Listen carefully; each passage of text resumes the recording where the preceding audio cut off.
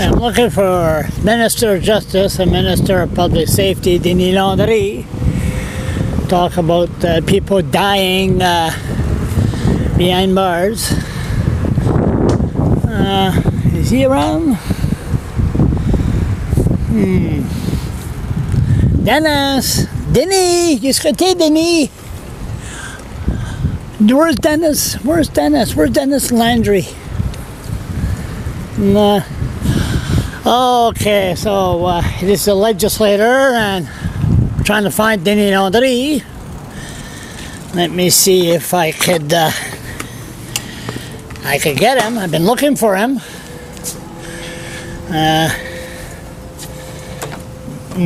No, not there. So we're gonna do a little rant. Hope I don't make a fool of myself too much. Some people are walking by. So this is the summer. This is the summer where politicians are going to barbecues and they're leaving the legislature, and they should at least come here once a month and just stay in there. My God, they have a hard time to stay there. I mean, once a week per month, but they have a hard time to stay there during the winter months. But anyway, I'm looking for the Justice Minister, Denis Landry. The CBC is finally coming out with the story of prisoners dying behind bars. Okay, so that's what they're doing. The CBC has finally come out. Finally come up with a story that prisoners been dying behind the provincial jail for the last 14 years. And that's good for the CBC. Connor Smith, and there's a young student that's working behind the scene, and that's good to have a young student journalist working, dig stories, except just to sit on your goddamn ass and twit and do this. We need more investigating reporting. Anyway, so I talked about this 5 or 6 years ago. I tackled some politician. There was a guy, I think his first name was Ryan. But anyway, the CBC did talk to his brothers last week from Charlotte County that he was in jail and he was denied methadone or prescription drugs. And let's not forget, when I went to jail for that blowhorn, I was on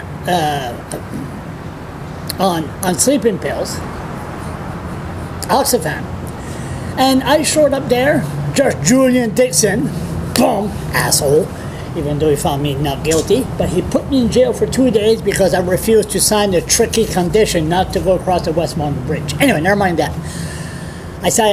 I refused to sign stupid, tricky papers. He sent me to jail, cut off my medication. Once there, I told him I need sleeping pills.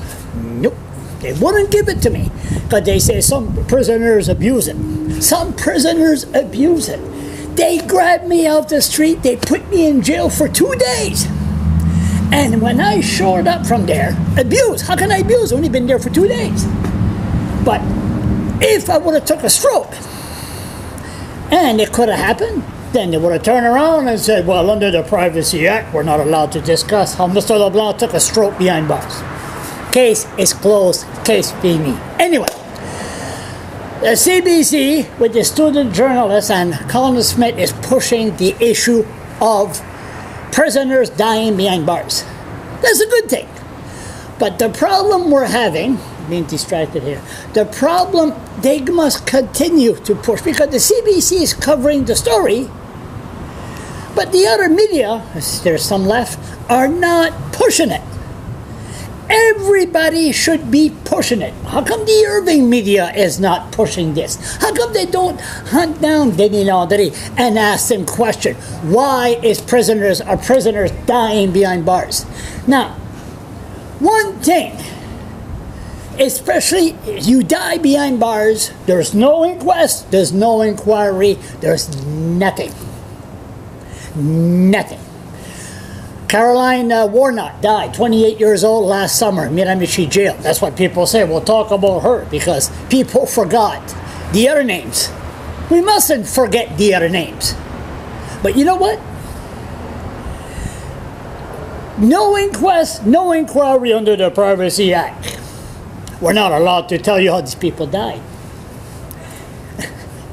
We should really know what's going on behind bars here in New Brunswick, especially when you got people in Fredericton in charge. If I say Kingsclear Youth Centre in Kingsclear, the Kingsclear Inquiry, does that ring a bell?